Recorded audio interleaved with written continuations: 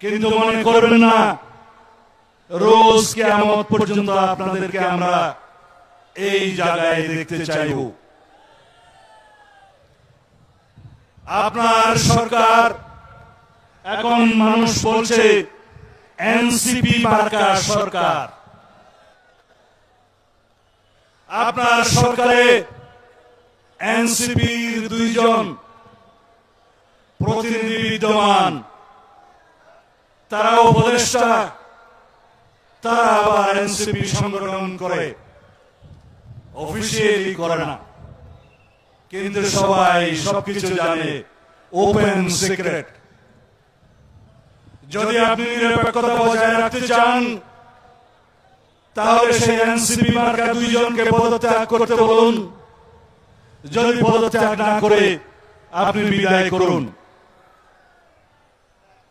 আপনার সরকারে একজন বিদেশি নাগরিককে আপনি জাতীয় নিরাপত্তা উপদেষ্টা করেছেন।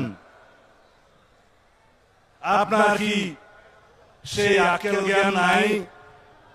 একজন বিদেশি নাগরিকের কাছে এই দেশের সেনাবাহিনী নিরাপত্তা সংক্রান্ত রিপোর্ট প্রদান করবে কিভাবে ভাবলেন?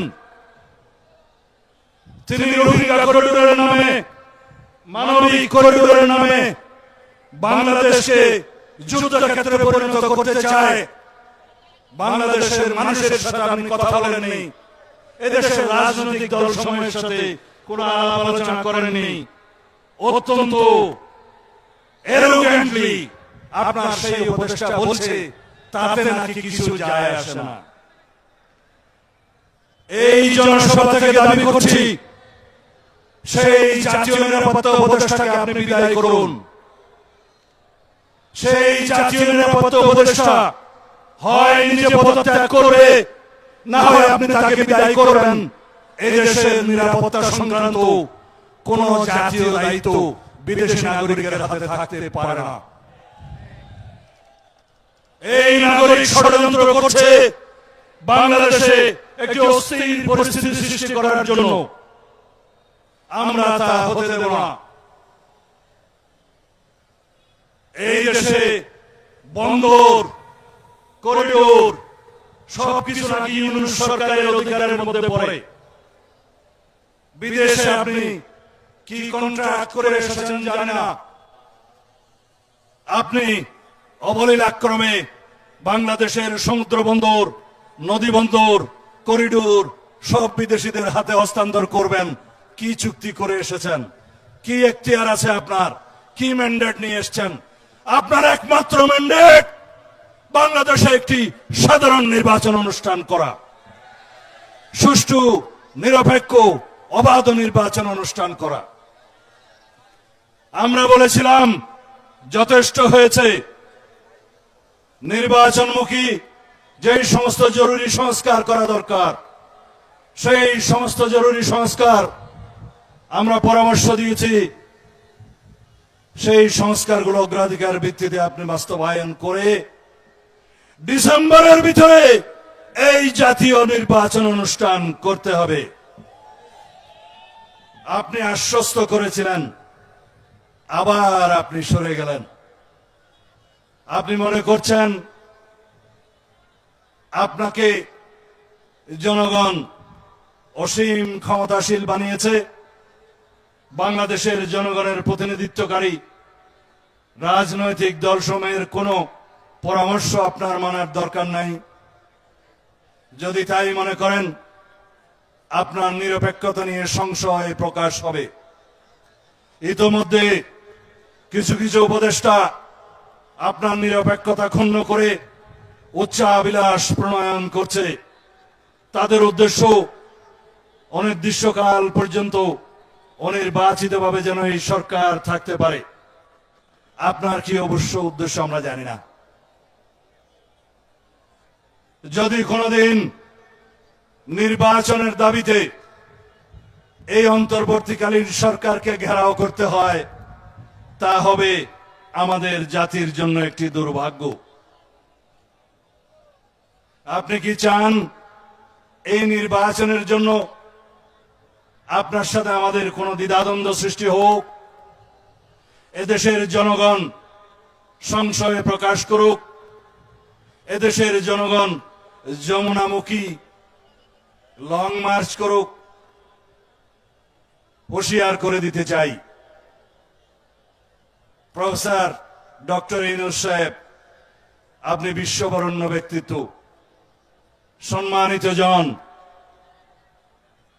আপনি সম্মানের সাথে বাংলাদেশে একটি অবাধ ও সুষ্ঠু নির্বাচন অনুষ্ঠানের আয়োজন করুন ডিসেম্বরের মধ্যে। যে কথা আপনি আমাদেরকে দিয়েছিলেন, সংস্কার এবং বিচার চলমান প্রক্রিয়া, সেটা চালু থাকবে যারাই সরকারে আসুক। অনন্তকাল ধরে আপনি বিচার এবং সংস্কারের বাহানা দিয়ে বাংলাদেশের গণতন্ত্রকে আপনি কণ্ঠকাঠিন্য করবেন না। যাদের কথায়, যাদের পরামর্শে আপনি বিভ্রান্ত হচ্ছেন, সেই ফ্যাসিবাদের দূষরদেরকে আপনার উপদেষ্টা পরিষদ থেকে অপসারণ করুন। আমরা আগেও বলেছিলাম, আপনার উপদেষ্টা পরিষদে আওয়ামী ফ্যাসিবাদের দূষর আছে, আমরা চিহ্নিত করে দিয়েছিলাম। এখন কিছু বিদেশিদের দূষর আছে, আমরা এখন তাদের অপসারণের কথা বলছি। আর যারা এনজিও মার্কা উপদেষ্টা আছে, যারা আপনাকে পরামর্শ দিচ্ছে, বাংলাদেশের জনগণের কথা শোনার প্রয়োজন নাই, তাদেরকে আপনি অপসারণ করুন। না হলে আপনি সসম্মানে বিদায় নিতে পারবেন কিনা আমি অন্তত সংশয় প্রকাশ করি। বাংলাদেশের ভবিষ্যৎ বিনির্মাণের জন্য দিয়ে একটি কথা বলি। আমরা বাংলাদেশের অর্থনৈতিক মুক্তির লক্ষ্যে গণতান্ত্রিক সংস্কারের মধ্য দিয়ে, রাষ্ট্রীয় কাঠামোর গণতান্ত্রিক সংস্কারের জন্য, সংবিধানের গণতান্ত্রিক সংস্কারের জন্য বহু পূর্বে, এই সরকার আসার অনেক পূর্বে ১.৫ বছর আগে ৩১ দফা প্রণয়নের মধ্য দিয়ে বাংলাদেশের মানুষের সামনে একটি আধুনিক গণতান্ত্রিক সমৃদ্ধশীল বাংলাদেশের স্বপ্ন দেখিয়েছিলাম। সেই স্বপ্ন বাস্তবায়নের জন্য আমাদেরকে ফ্যাসিবাদ বিরোধী আন্দোলন সংগ্রাম করতে হয়েছে, রাজপথে রক্ত দিতে হয়েছে। তারুণ্যের রক্তে ভেজা সেই রাজপথ, সেই বাংলাদেশ আমরা পেয়েছি। আমাদের জন্য উন্মুক্ত গণতন্ত্রের মাঠ এখন আছে। আমরা সেই ৩১ দফা বাস্তবায়নের মধ্য দিয়ে এদেশে সমৃদ্ধশালী গণতান্ত্রিক একটি মানবিক রাষ্ট্র প্রতিষ্ঠা করবো ইনশাআল্লাহ। সেই রাষ্ট্র প্রতিষ্ঠার জন্য এই তারুণ্যকে অ্যাম্বাসাডরের ভূমিকা পালন করতে হবে। কি আপনারা রাজি? আপনারা সেই বাংলাদেশ চান, যেই বাংলাদেশে কোনোদিন ভোটের অধিকারের জন্য রক্ত দিতে হবে না, যেই বাংলাদেশে কোনোদিন গণতান্ত্রিক অধিকারের জন্য লড়াই করতে হবে না, যেই বাংলাদেশে কোনোদিন স্বাধীনতা সার্বভৌমত্বের জন্য লড়াই করতে হবে না, যেই বাংলাদেশ হবে আমাদের ভবিষ্যৎ প্রজন্মের বাংলাদেশের জন্য উন্মুক্ত, স্বাধীন, নিরপেক্ষ, গণতান্ত্রিক, মানবিক, সাম্যভিত্তিক বাংলাদেশ। সবাইকে সেই বাংলাদেশ প্রতিষ্ঠার জন্য অবিরাম সংগ্রামের মধ্য দিয়ে যেতে হবে। এই সংগ্রাম হবে উন্নয়নের সংগ্রাম, এই সংগ্রাম হবে উৎপাদনের সংগ্রাম, এই সংগ্রাম হবে গণতান্ত্রিক অধিকার প্রতিষ্ঠার নিরন্তর সংগ্রাম। আমাদের এই জনসভাকে, এই তারুণ্যের সমাবেশকে আপনারা সাফল্যমণ্ডিত করেছেন, যেভাবে অংশগ্রহণ করেছেন, সেই একইভাবে জাতি বিনির্মাণে আপনারা সর্বত্র সর্বস্তরে ভূমিকা রাখবেন, অংশগ্রহণ করবেন। সেই প্রত্যাশায় বিদায় নিচ্ছি। খোদা হাফেজ। বাংলাদেশ জিন্দাবাদ, বাংলাদেশ জাতীয়তাবাদী দল জিন্দাবাদ। শহীদ জি অমর হোক। এদেশের স্বাধীনতার সার্বভৌমত্বের প্রতীক, গণতন্ত্রের রক্ষা কবচ দেশনেত্রী বেগম খালেদা জিয়া জিন্দাবাদ।